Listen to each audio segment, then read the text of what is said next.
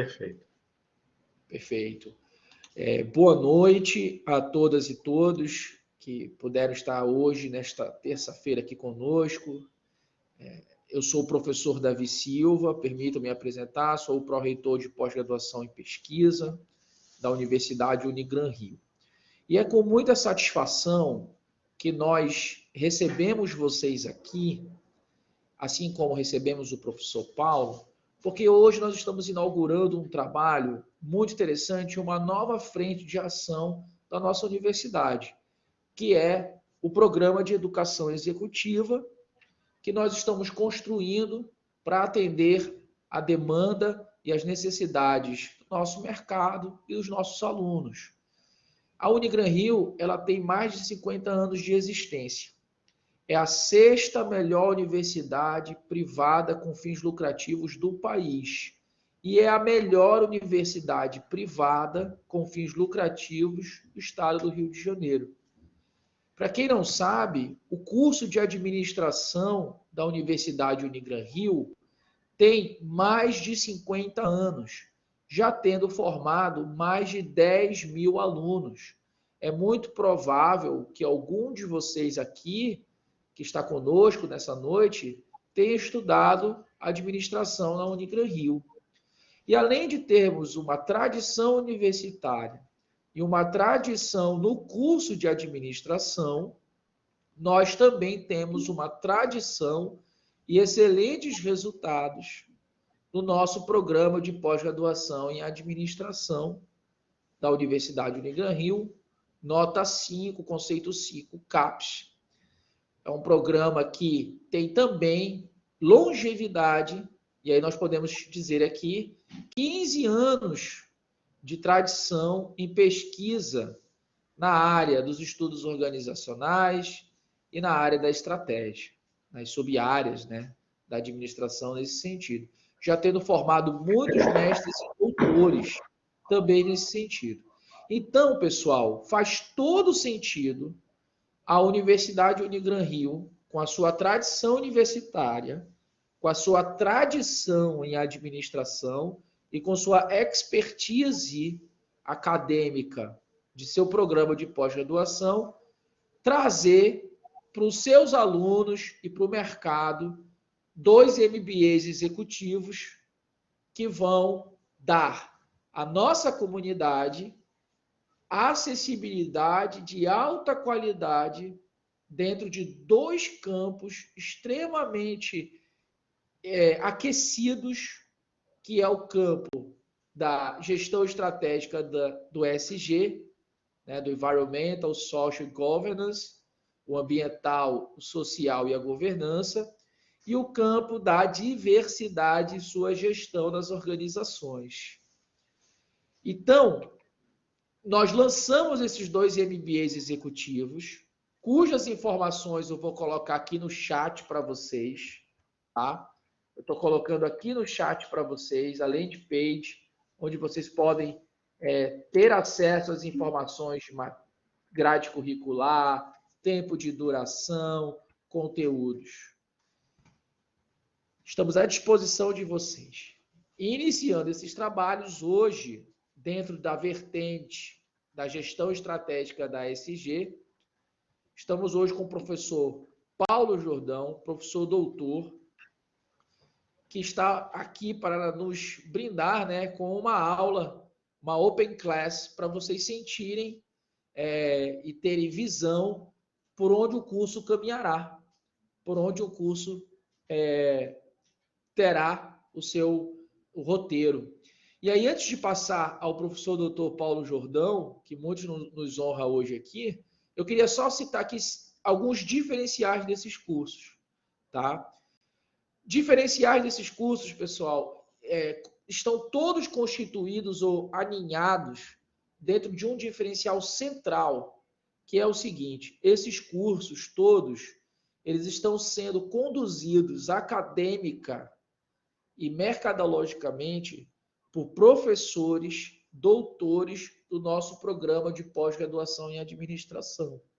Então, quem cursar esses 2 MBAs vai estar cursando com quem sabe fazer e com quem sabe ensinar. Tá? Os nossos professores, além de terem a expertise acadêmica arrojada, eles também têm conexão com o mercado e também vieram do mercado e também dialogam com o mercado. Então, ou seja, tem conexão com o mercado. E aí você vai ter o melhor do mundo acadêmico com direcionamento e atenção às melhores práticas do mercado. Então, essa é a vantagem central dos nossos cursos. Tá? A segunda vantagem central dos nossos cursos é que vocês vão construir uma rede de networking com esses professores que é única. Você tem pessoas que têm tempo para estar com vocês e tempo para escutá-los. Por isso que o curso é síncrono e remoto, 2 vezes na semana. Mas se eu não puder assistir às aulas, professor, como é que eu vou fazer? As aulas ficarão gravadas e até o final do mês em que o módulo ocorre, você terá acessibilidade. Vai poder consultar os conteúdos e os materiais. Então, você não perde nada. Você continua tendo acesso aos conteúdos. Tá? Então, e por último, isso é uma vantagem também. A Unigran Rio, por ser uma universidade e ter corpo para isso, ser robusta para isso, está ofertando esse curso num valor extremamente acessível. Totalmente diferenciado em relação à concorrência. Então, vocês têm o melhor do mundo acadêmico e mercadológico com acessibilidade, porque o valor do curso está muito competitivo. A gente fez esse valor ficar competitivo por um motivo. É um lançamento e, portanto, no lançamento a gente queria brindar as pessoas com esse valor competitivo. É uma oportunidade única, não sei até quando esse valor competitivo vai poder permanecer, mas o fato é que a gente conseguiu, no lançamento do curso, esse valor competitivo está super acessível para o aluno e para o profissional que quer se diferenciar no mercado. Tá? Se você tiver alguma dúvida, eu vou estar aqui no chat para tirar todas as dúvidas. E aí eu já peço ao professor Paulo Jordão, que está aqui conosco hoje, que nos brinda, né, com a sua temática das finanças sustentáveis, dentre outros. Eu peço já a ele que possa aí compartilhar, se apresentar e compartilhar o seu conteúdo com vocês. A nossa dinâmica, pessoal, vai ser entre 40 e 45 minutos, tá? A gente vai poder tirar dúvida do conteúdo, como também dúvida do curso.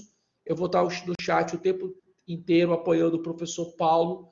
E aqueles que tiverem interesse, também vou colocar aqui os endereços dos quais você pode tirar dúvida sobre o curso e fazer sua inscrição também. Professor Paulo, muito boa noite. Passo a palavra ao senhor e digo que já estarei aqui no chat fazendo o apoio necessário à sua aula, professor. Obrigado, professor Davi. Boa noite. Olá a todos. Um grande prazer poder estar aqui com vocês hoje. Vou passar um pouquinho das matérias, né, que eu vou ministrar nesse curso de gestão estratégica da ESG. Eu vou falar um pouco sobre finanças sustentáveis, green economy e as melhores práticas de governança e compliance e marcos regulatórios ambientais.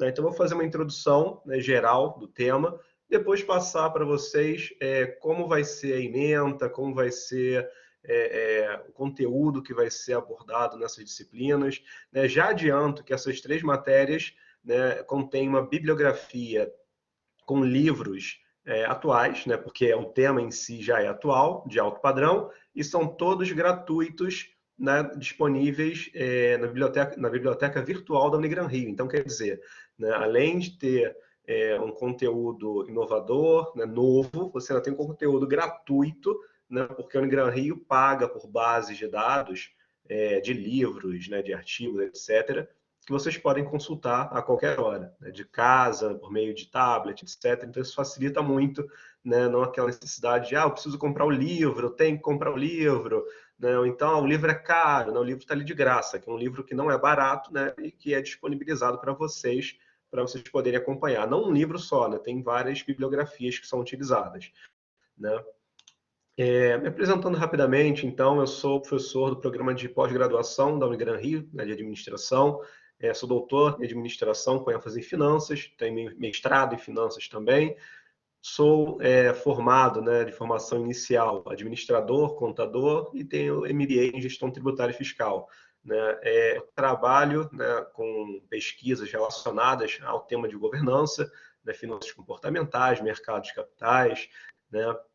Trabalhei em empresas nacionais, multinacionais, em áreas financeiras, contábeis, né? Sempre tive contato, né, com essa pegada de mercado. Atualmente eu sou professor na Unigran Rio, como eu já falei, trabalho no grupo de pesquisa de finanças da PUC, no grupo de pesquisa de finanças da Unigran Rio e também no NENE, né, que é o Núcleo de Empreendedorismo e Negócios de Impacto, que é bem interessante também.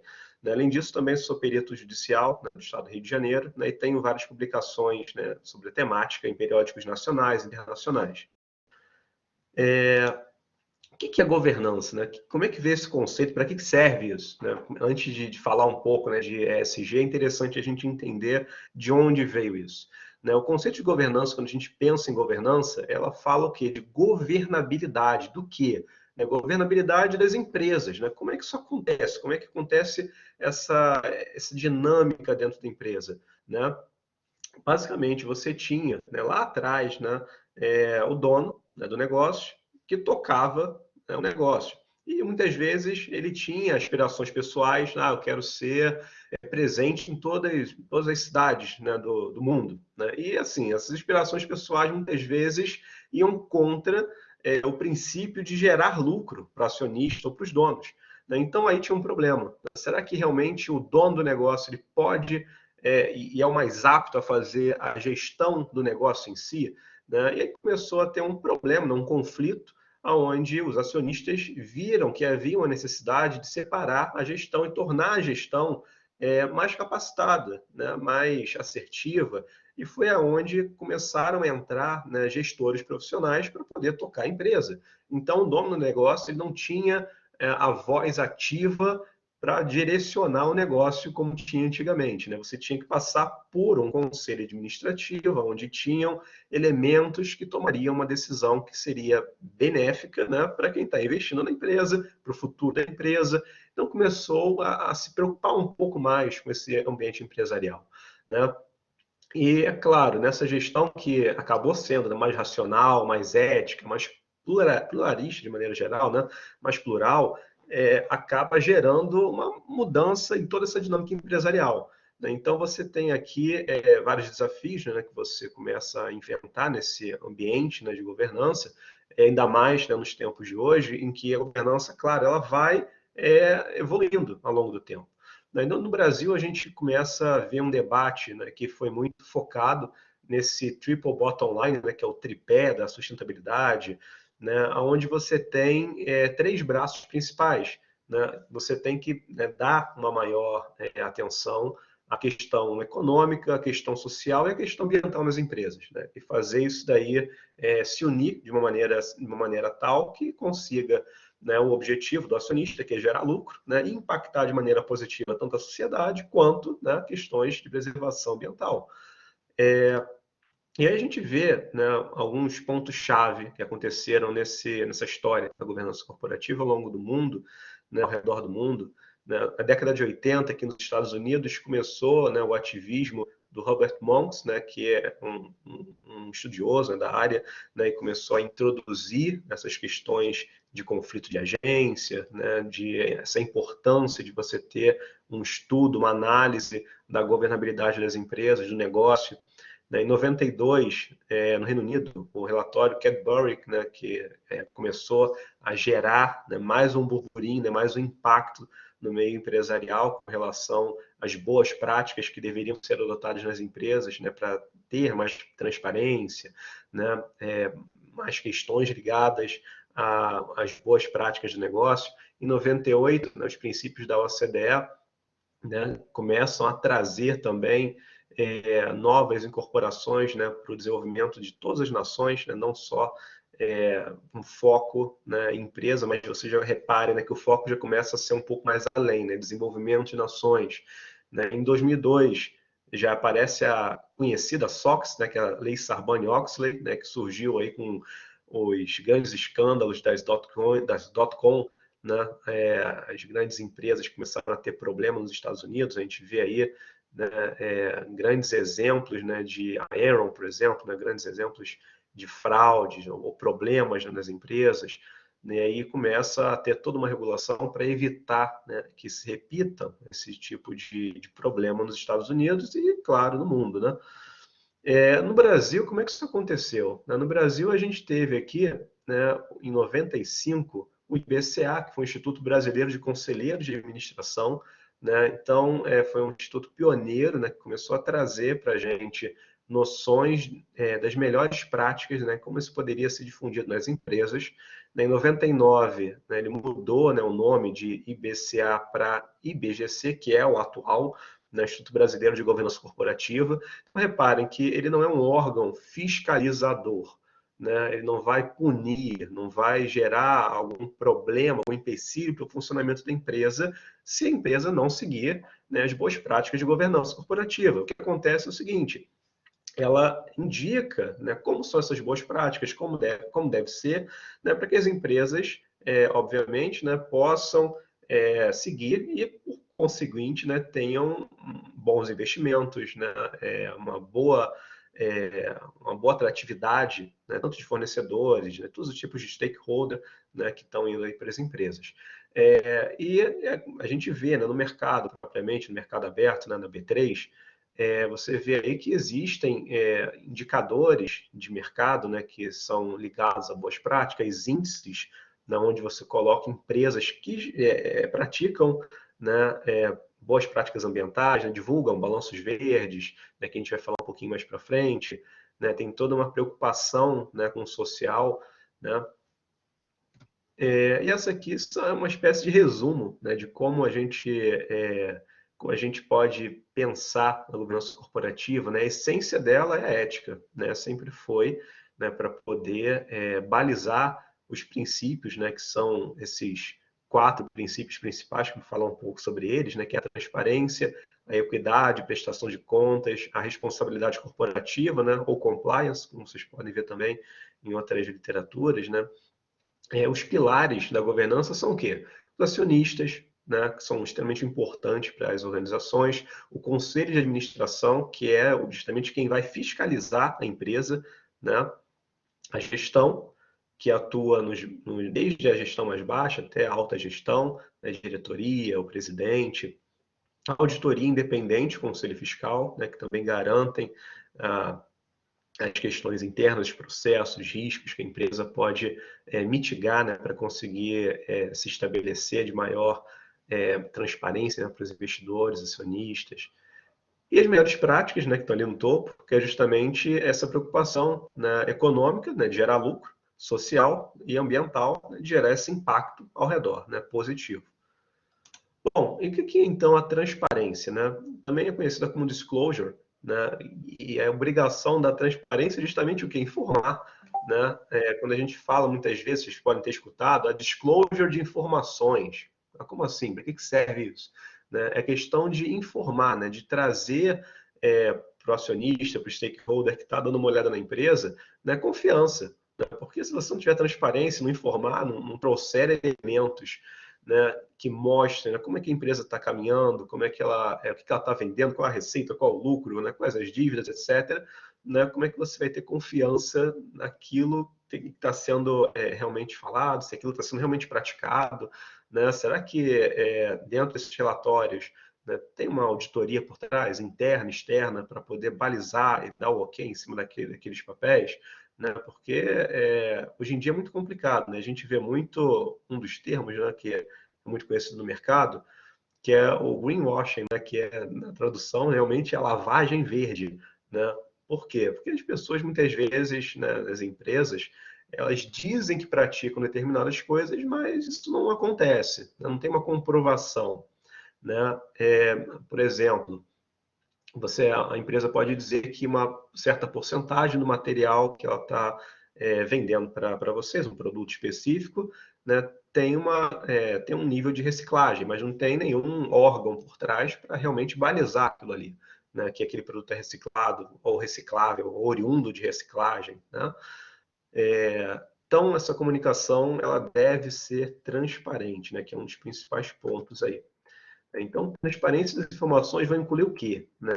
A divulgação da estrutura e dos instrumentos de governança que vão estar sendo adotados na companhia, os relatórios anuais, né, da administração, de sustentabilidade ou o relato integrado mesmo. Né? Um exemplo que eu gosto sempre de dar é da Natura, da Boticário, eles são bem interessantes, eles trazem relatórios bem completos dos projetos, o que está em desenvolvimento, né, como isso está acontecendo, né, são empresas que desde antes, né, dessa onda verde, né, já se preocupavam em reutilizar água nos processos, né, em auxílio à população, ainda mais, né, ligadas às áreas de plantio, né, próximas de onde eles trabalhavam, enfim. Políticas e diretrizes, né, de governança, políticas de transação com partes relacionadas, né, e as divulgações de informações relevantes, né, principalmente questões ligadas aos relatórios. Equidade, né, que é um segundo ponto, que também é conhecida como fairness. O que é isso, né, Professor equidade? Paulo, Oi, não sei se o seu material ele não tá passando o não está slide. passando aqui? Ah, agora passou. Porque eu acho que você tem que maximizar ele aqui do lado. Isso, Ah, sim. Então, só para retornar aqui para vocês. isso. Aqui. Eu vou fazer o seguinte, eu vou fazer outra coisa. Eu vou compartilhar a minha tela, que eu acredito que vai passar. E quando eu compartilho só o slide, ele está dando algum erro, não sei por quê. Só mudar aqui a forma de apresentação.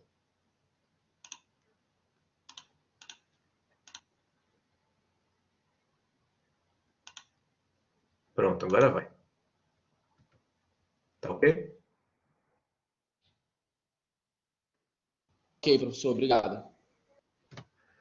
Bom, então a equidade, para que serve a equidade, né? O que seria a equidade dentro de uma empresa? A equidade nada mais é do que tratar todos de maneira igual, né? Então você tem lá o grande acionista ou o pequeno acionista, né? Então você não pode discriminar e dar informações apenas para o grande acionista e não dar para o pequeno acionista, né? Se o grande acionista liga e fala, quero saber aí, né, como é que está o lucro da empresa, as projeções, o que vocês estão querendo comprar, desenvolver, não podemos falar, são questões estratégicas, a gente só pode divulgar isso daqui para você, manda um relatório. Né? E o pequeno liga e fala, também quero saber como é que está questões ligadas à empresa, etc. A gente não pode falar nada e é isso aí, né? Se vira. Então, se você mandou um relatório para o grande acionista, você tem que, no mínimo, disponibilizar ou apontar, olha, você pode consultar nossos relatórios nas plataformas de RI, né, com relacionamento com investidores. Normalmente as empresas de capital aberto, elas possuem, né, uma área específica para você poder entender, né, questões de relatórios, né, de dinâmica, algumas apresentações que a empresa divulga. Né? Claro que alguns dados das empresas são sigilosos, né, evidente. Ela tem estratégias próprias, de quem vai, de repente, se vai expandir, se não vai expandir, né, quantas vendas tem na base, ou pretende aumentar, etc. Né, mas o que é divulgável, né, ela tem que divulgar de maneira igual para todos os acionistas, independente de tamanho deles. Então, isso daí que é a questão de equidade, né, que tratar todos iguais. Prestação de contas, né, com responsabilidade, que é a accountability. Né? Então, você tem aqui a ideia de prestar contas, né? Ou seja, quem foi eleito ali, né, ou foi colocado em cargos que são chave da organização, eles têm que prestar contas do que está acontecendo. Então, o presidente, né, o CEO, ele tem que prestar contas para quem? Para o conselho de administração. Ah, mas ele é o presidente, não tem que prestar conta para ninguém. Não, ele é fiscalizado. Então, numa empresa de capital aberto, às vezes até empresas de capital fechado, né, que são grandes empresas também, você normalmente tem uma estrutura onde aparece o presidente da empresa, né, abaixo deles os diretores, né, diretor financeiro, marketing, logística, etc. E acima, né, do presidente, dos diretores, tem o conselho de administração. A função do conselho de administração é justamente fiscalizar a gestão. Né? Então, em alguns casos, né, que é uma prática que vem sendo reduzida no mercado, até por conta de funções regulatórias mesmo, da CVM, né, no novo mercado, né, que é um grau específico de excelência no mercado de ações, você tem algumas regras e uma delas é o presidente da empresa não pode ser o presidente do conselho. Né? Não deve existir essa dualidade, né? Justamente para evitar, né, que o próprio presidente se autofiscalize. Isso não tem sentido, né? Então, a ideia é de ter um conselho e um presidente independentes, justamente propiciar, né, uma boa fiscalização da empresa, do negócio, né? Então, você tem aí essa separação de cargos para os altos níveis de governança, de exigência da Bolsa, justamente para manter uma maior clareza, uma maior transparência dos processos. Mas ainda existiam empresas, ainda mais familiares, onde você tinha a mãe no conselho administrativo e o filho como presidente. Quer dizer, né, você tem um claro conflito de interesses. Isso daí certamente é mal visto, né? Mal visto pelos acionistas, mal visto pelos investidores, mal visto, né, pelos stakeholders de maneira geral. Então você tem aqui nesse processo, né, de prestação de contas a ideia do quê? De tudo que aconteceu na empresa tem que ser explicado, né, para o conselho avaliar e tomar decisões, né, decisões estratégicas, decisões de negócio, né, responsabilidade social, né, e ambiental, né? Então isso daí é um ponto-chave, né, que tem surgido dentro desses 4 pilares, né, que anteriormente muitos conheciam apenas por compliance, né? Mas esse termo se expandiu um pouco mais, né? O que é compliance, né? Compliance é conformidade, mas conformidade com o quê, né? A conformidade legal, né? Então, é a conformidade com a lei, compliance, ou com as políticas internas, né? Então, só leis externas e políticas internas. Então, essa é a conformidade. Então, esse termo se expandiu um pouco mais e, ao invés de apenas compliance, né, ele se desdobra em responsabilidade corporativa, que é a compliance em si, né, social e ambiental, né? Então, você começa a ter um leque maior, né, nesse indicador que prepara já justamente a entrada da ESG, né? Então, você tem aí, né, alguns pilares, alguns pontos principais na governança corporativa, né, que já estavam encaminhando, já estavam preparando, né, para essa evolução do debate, né, que eu gosto de falar, né? A gente não pode dizer especificamente, né, que a ESG é uma evolução, né, da responsabilidade corporativa, social e corporativa, né, da RSC, né? Mas é uma evolução do discurso, né? Eu acho que tudo, né, assim, é muito difícil você encontrar um conceito estático, né? Nada é estático, né? Uma coisa que eu sempre brinco, dinheiro não é estático, né? Antigamente a gente tinha o quê? A gente negociava com escambo, depois com metais, papel moeda, né? Cartão de crédito, agora criptoativos, ou então até mesmo moeda digital, então nada é estável, tudo vai evoluindo, né? Então os conceitos vão evoluindo, né? E nesse caso, para melhor, né? Você traz aí pontos que são pontos críticos, né, de aquecimento global, né, questões ligadas à diversidade nas organizações, etc., né, que acabam chamando a atenção, né, não só das empresas, né, mas de órgãos internacionais, né, ONU, Banco Mundial, etc., e ele começa a gerar um movimento tal que esse movimento começa a se expandir de maneira muito positiva pelas empresas, né, gerando aí não só questões ligadas à inclusão, questões ligadas, né, a gerar mais oportunidades, né, a trazer e se preocupar com esse aspecto social, como também pontos que são de extremo interesse, né, para o meio ambiente que acaba impactando a vida de todo mundo, né? Como a gente estava falando um pouco, então, né, de questões ligadas à transparência, contability, né, eu acabei trazendo aqui alguns indicadores interessantes, né, que são balanços socioambientais, né, que tem essa pegada mais voltada, né, para a questão do verde, né? Então, você tem aqui alguns indicadores, que esse aqui especificamente é do IBASE, né? Um Instituto Brasileiro, né, de Análise Social e Econômica, e esse instituto aponta, né, que existem algumas categorias de indicadores que você pode utilizar para fazer um relatório baseado em balanço socioambiental nosso, tá? Mas existem também outros relatórios. Tem um modelo aqui que é o GRI, que é esse Global Reporting Initiative, né? Que é um modelo internacional, é o que é amplamente usado pelas empresas, tá? As empresas costumam usar mais o GRI e outro adicional, que pode ser o IBAS, o Instituto Ethos, que é um outro modelo, que a gente vai dar uma olhadinha, ou pode usar apenas um, que é o GRI, né? Que é mais globalmente aceito. Mas para que serve? Como é que é feito isso? Né? Isso é padrão? Não, na verdade, não. Por quê? Porque a tua empresa pode ser de educação e tem determinados indicadores. A tua outra empresa pode ser de mineração e tem outros indicadores que podem ser diferentes, né? Então você tem a necessidade de atender o quê? Como eu coloquei aqui nesses exemplos, base de cálculo, né? Tem 3 bases de cálculos para você usar, que cada empresa pode usar uma base específica de cálculo. Indicadores sociais internos, externos, né? Mesma coisa. Eu posso usar 27 indicadores sociais internos que pode ser diferente de outra empresa, né? Eu vou criar, né? Eu vou criar, justificar e acompanhar esses indicadores, né? Tem indicadores ambientais, indicadores do corpo funcional, né? Que são os funcionários, né? Informações relevantes quanto ao exercício da cidadania empresarial, né? E por aí vai. A gente tem também aqui no GRI, né, coloquei também alguns indicadores para vocês darem uma olhada aqui. Então você tem perfil do GRI, nível C, B e A, né, que aí ele já separa. Né? Quanto maior o nível, mais indicadores você vai ter que ter. Né? No nível A ali você tem 41 indicadores. Né? E tem a forma de gestão deles que vai sendo cada vez, né, mais exigida para você estar no nível maior. E aqui no Instituto Etos, né? Então você também tem a quantidade de indicadores.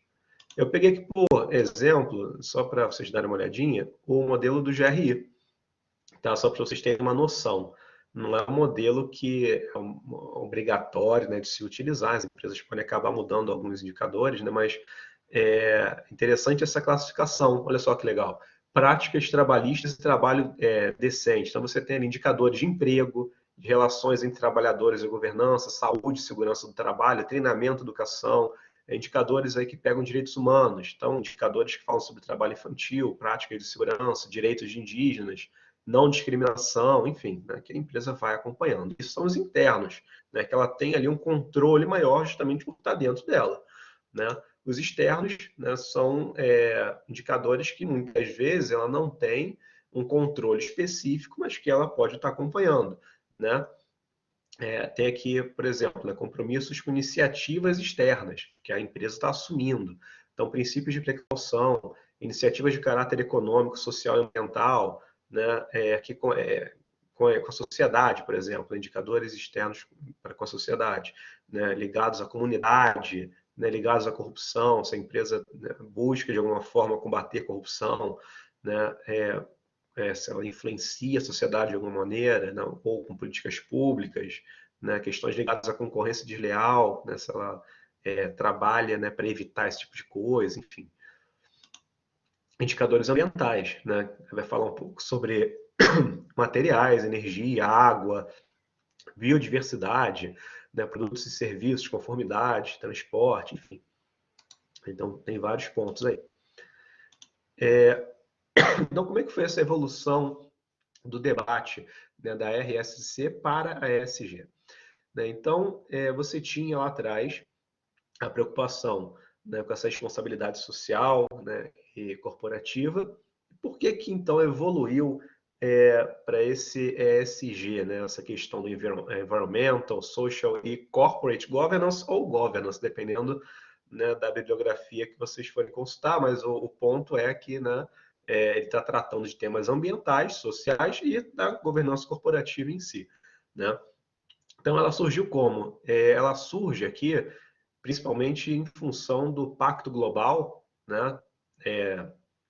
Na, então, surge esse nome, né? ESG, e em parceria com o Banco Mundial, né? Denominada Who Care Wins, né? E aí você começa a ter essa visão global, essa visão mais holística, né, do meio ambiente e como as empresas podem colaborar, né, para essa melhoria, já que as empresas são responsáveis aí, né, por grande parte, né, por questões ligadas a consumo, resíduos, gerar emprego para a população, né, e, claro, né, educar muitas vezes os seus funcionários. Então você tem uma visão positiva, né, desse movimento, né, em relação aos investidores, stakeholders. Isso daí já é visto no mercado também, tá? Empresas que praticam, têm boas práticas de governança, a gente já via que tinham um valor diferenciado, percebido pelos investidores, tá?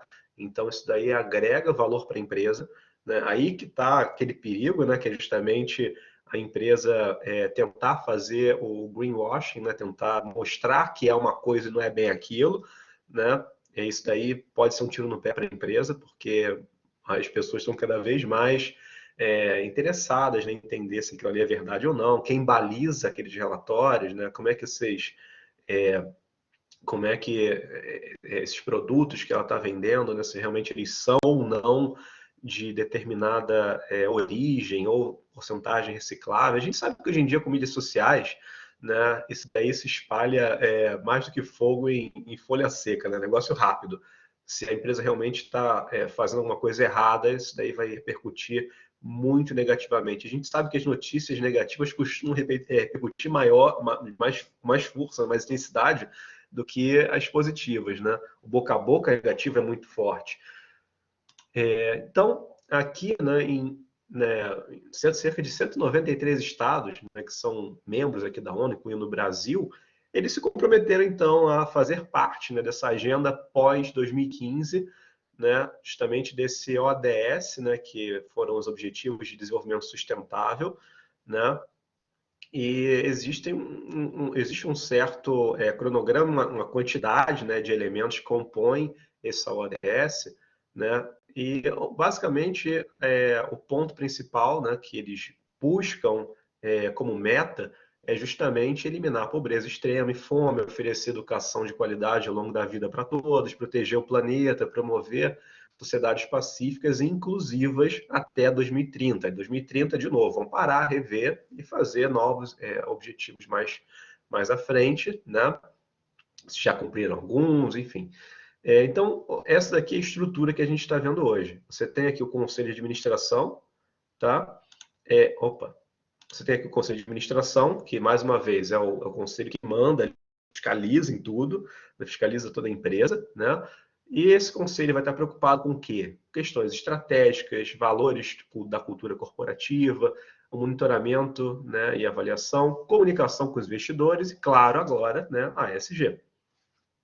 Então, para vocês darem uma olhadinha, esses aqui são os objetivos, né, que eu comentei anteriormente, de desenvolvimento, que é erradicar a pobreza, acabar com a fome, vida saudável, educação de qualidade, igualdade de gênero, água e saneamento, energias renováveis, trabalho digno e crescimento econômico, inovações e infraestruturas, reduzir a desigualdade, cidades e comunidades sustentáveis, produção e consumo sustentáveis, combater as alterações climáticas, oceanos e mares e recursos marinhos, ecossistemas terrestres e biodiversidade, paz e justiça, e parcerias para o desenvolvimento sustentável, né? Então, tem inclusive uma disciplina aqui, que eu não ministro, mas que está dentro, né, desse curso, né, que fala especificamente sobre esses objetivos de desenvolvimento sustentável, né, como é que isso surgiu, como é que isso está sendo praticado no Brasil, como é que está a evolução disso no Brasil e no mundo, né, como é que está o comparativo, enfim, que é bem bacana também.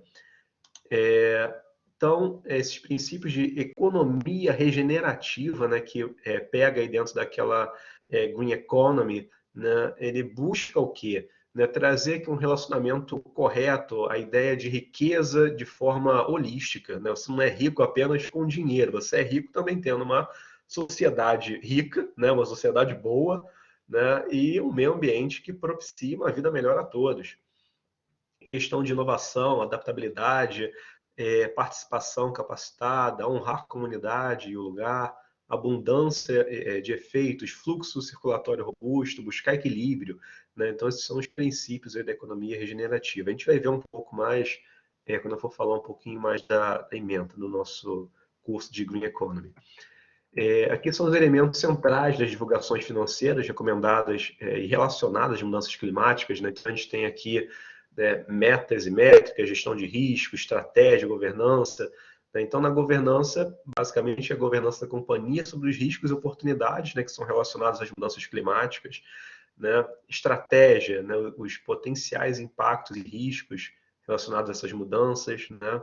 Gestão de risco, né, é um processo que a organização tenta identificar, avaliar e gerir riscos relacionados às mudanças climáticas. Né, métricas e metas, né, também utilizadas para avaliar e gerir riscos. Interessante, né, essa preocupação com mudança climática, porque Antigamente você tinha estações mais bem definidas no Brasil, né? Pelo menos quando era mais novo, a gente tinha aí no verão realmente um período quente, no inverno um período frio, né? Agora você não sabe mais o que é o que, né? Em países mais ao norte, né? Como os Estados Unidos, Canadá, você ainda tem estações um pouco mais bem definidas, né? O inverno sendo aquele inverno rigoroso, enfim. Mas aqui nos trópicos, né, antigamente ainda era um pouco diferente. Hoje em dia tá bem mudado, né? Na Europa, há pouco tempo, eles tiveram aí temperaturas que para a gente é normal, né, de 43, 42, 45 graus. Por incrível que pareça, já vi meu termostato aí em Caxias batendo isso daí, tá? E assim, né, os europeus estão tão doidos, né? Mas para a gente isso é normal. Só que lá na Europa né, é uma coisa que assim, não acontece. Então a gente vê que começa a ter toda uma mudança, né, todo um impacto que essa falta né, de preocupação com o meio ambiente tem gerado aí, né, para o mundo, né, de maneira geral. Bom, falar um pouquinho então sobre finanças sustentáveis, né, que é uma das nossas ementas aqui do curso, né? O que que a gente vai tratar aqui na disciplina, né? Basicamente, a gente vai buscar entender como essas questões socioambientais, elas cada vez mais exercem influência sobre os negócios, né? E quais são os efeitos econômicos e financeiros que a gente vai estar percebendo, né, em função dessas questões, né? Então, a gente vai olhar, né, como é que os investimentos em práticas sustentáveis podem ser feitos, como eles se mantêm, como é que isso é avaliado, quanto é que isso vale realmente, né? A questão dos índices de sustentabilidade, né? Como é que o mercado lista e vê isso daí, também é bem interessante para a gente dar uma olhada. Questão de balanços verdes sociais, a gente vai mergulhar um pouco mais nisso, né? Ver exemplos práticos, né? A ideia desses cursos é não apenas trazer conhecimento para vocês, é também colocar isso na prática, tá? Então a gente vai estar vendo muito estudo de caso, né? Muitas atividades para vocês poderem realmente botar a mão na massa, ver isso, claro, em conjunto comigo, a gente vai ver tudo em sala de aula, né? Então essa que é a pegada, né? Uma coisa mais prática para vocês, não uma coisa só de cospe teoria, cospe giz, não é isso. Tá? Os livros vão estar disponíveis para vocês poderem ler, evidentemente, né? Os slides também, que eu vou desenvolvendo em aula, mas a ideia é sempre mostrar exemplos de mercado, a gente está abrindo relatório para ver junto, né, entender como é que isso está sendo feito, né, que é justamente o principal ponto. Né, acho que trazer mais essa prática, que né, é o objetivo aí de um curso né, de MBA, de especialização, né, que foge um pouco de cursos mais acadêmicos, né, que são cursos de mestrado, doutorado, que é uma coisa um pouco mais aprofundada na teoria, né? Então, isso daqui é uma ementa né, que eu desenvolvi, né? São 6 pontos principais. Primeiro, a gente vai avaliar a criação de valor sustentável nas organizações.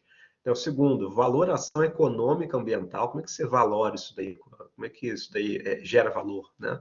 Mensurando a sustentabilidade, né? Ecoempreendedorismo e ecoinovação, contabilidade ambiental, fundamentos teóricos e gestão estratégica de custos ambientais. Né? Como é que você gera, como é que você faz essa gestão estratégica? Né? O que são custos ambientais? Como é que isso é medido nas empresas? A gente vai dar uma olhadinha nisso daí. Só ver se vocês perguntaram alguma coisa aqui. Por enquanto não, professor. Inclusive até estou Achei que incentivando. fosse alguém que estivesse falando. Não. Tá ok. Inclusive eu estou incentivando porque assim é uma oportunidade. Eu acho que um diferencial do curso é a oportunidade de poder interagir com você, né, com outros professores também.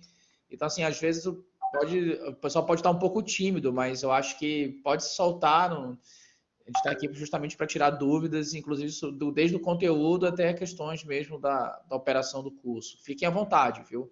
Sim, sim, pode aproveitar, pessoal. Vocês podem interromper a qualquer momento que o professor Davi me sinaliza, a gente pode bater um papo aí, vocês podem ficar à vontade. Essa aqui é a ementa do Green Economy, as melhores práticas de governança. Né? No Green Economy já é uma pegada um pouco mais diferente. Né? Essa aqui já tem uma pegada mais econômica da coisa, né? A de finanças sustentáveis já é mais voltada né, para a questão de como é que eu avalio aquele negócio, como é que isso gera valor, né? Questões ligadas ao mercado financeiro, balanço.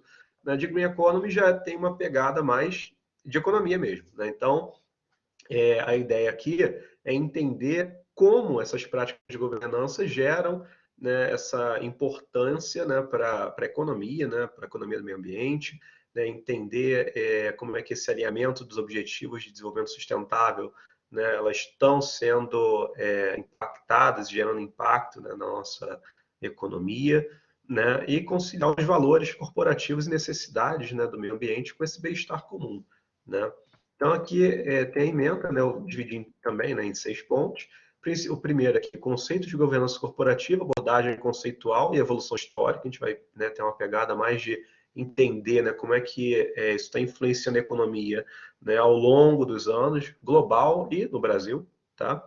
Como é que a governança corporativa gerou essa influência e, claro, né, mesmo evoluindo aí, né, para o conceito, né, de ESG. Código das melhores práticas de governança, prestação de contas e transparência, divulgação de informações, sustentabilidade ambiental nas organizações, geração de valor sustentável, economia da sustentabilidade, instrumentos econômicos compensatórios, né? E por último, essa daqui, né? Que é compliance e marcos regulatórios ambientais.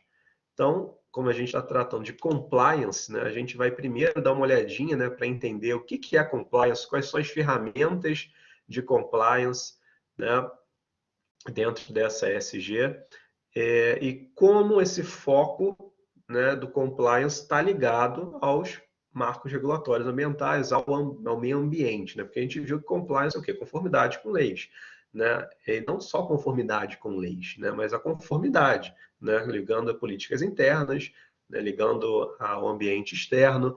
Então, na compliance, você trata muito de gestão de riscos, né? Então, como é que você consegue tratar gestões de riscos ambientais, né, esse processo, esses conceitos, né, que são ligados com o meio ambiente. Então, eu dividi aqui, né, na introdução ao GRC, né, que é justamente a questão do risco, né, governança, risco e compliance, e a ESG, então ele faz aqui, né, uma dualidade entre os dois, né, quais são os instrumentos de compliance, os principais instrumentos que são utilizados, né, as principais legislações relativas à compliance no Brasil, né, e no mundo, eu vou estar abordando isso de maneira mais rápida.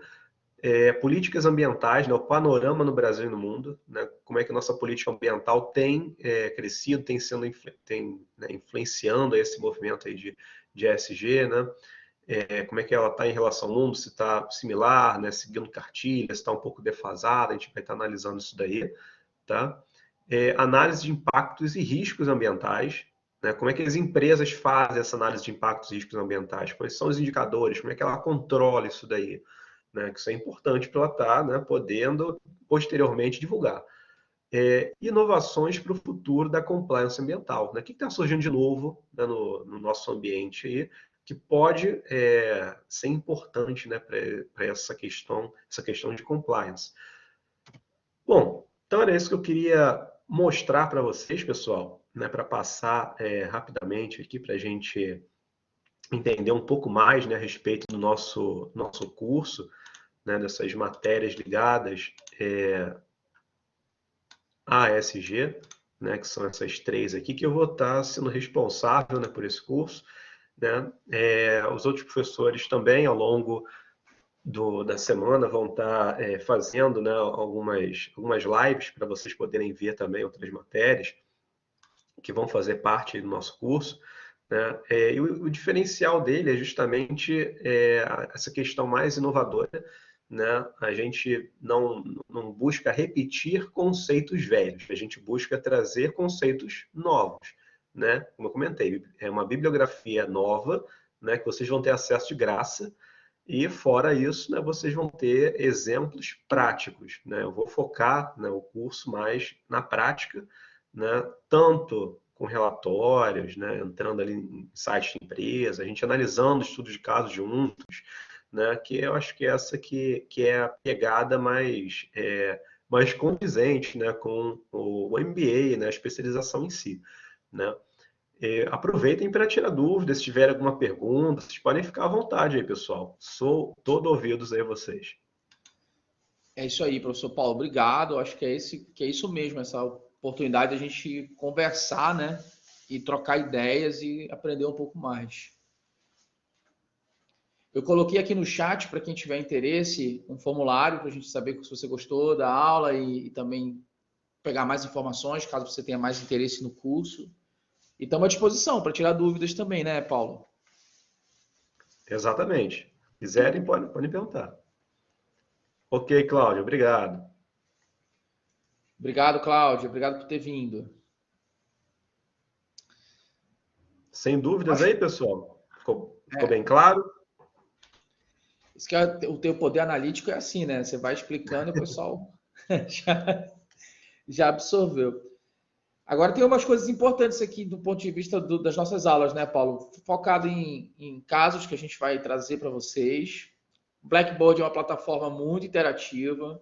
Os materiais vão ficar disponíveis para vocês terem acesso direto à biblioteca integrada, bem como a bibliografia que os professores vão passar para vocês, sejam elas em livros ou artigos disponíveis, tá? Então isso também é importante. E também eu não comentei no início, Paulo, mas existe a possibilidade dos alunos que cursarem o MBA executivo, né, acreditarem até 2 disciplinas no processo seletivo ao mestrado em administração também. Claro, se tiver um bom desempenho escolar, né, um bom desempenho no MBA, aprovado pelo colegiado de curso também. Tá? Tem que fazer uma submissão e ter essa aprovação. Mas se você tiver um bom desempenho durante o programa, é claro que você também no futuro pode tentar o mestrado e tentar esses créditos também. Isso eu não cheguei a citar no início, mas eu estou trazendo aqui também para o pessoal. Opa, bacana. Já matam 2 eletivas, já aproveitam. Exatamente. Então, eu acho que é isso, pessoal. A gente agradece a presença de todo mundo aqui e a gente fica à disposição. A gente se encontra lá. A gente vai ter um segundo momento com o Paulo no dia 23. E aí, quem tiver também a oportunidade de poder retornar, dia 23 a gente vai fazer uma segunda Open Class. Quinta-feira, agora, dia 11, a gente vai ter o professor Renan Moura, que vai também fazer uma aula aberta, mas para o MBA em gestão da diversidade nas organizações, tá? O professor Renan Moura também é professor do programa de pós-graduação em administração e também lida com a temática da diversidade. Então a gente convida quem pode estar hoje, se tiver interesse no outro curso também, quiser saber como é que vai funcionar, é só vir também na quinta-feira ou falar para o interessado, para o amigo, tá? Então isso tudo é muito importante. E para quem precisar fazer as inscrições, a gente colocou aqui no chat. Eu acho que eu aproveitaria porque a gente está com um preço bem competitivo que não vai ficar por muito tempo. É um preço que a gente está fazendo só em função do lançamento dos cursos. Então eu aproveitaria para fazer minha inscrição e sair na frente nesse MBA que está muito aquecido e muito desejado pelo mercado, viu? Eu acho que hoje o profissional de ESG e o profissional que lida com gestão da diversidade estão muito recrutados, estão sendo muito requeridos pelo mercado de trabalho. Professor Paulo, agradeço muito a sua aula aberta e obrigado. E eu acho que a gente encerra por aqui. Obrigado, professor Davi. Grande abraço, pessoal. Tchau, tchau.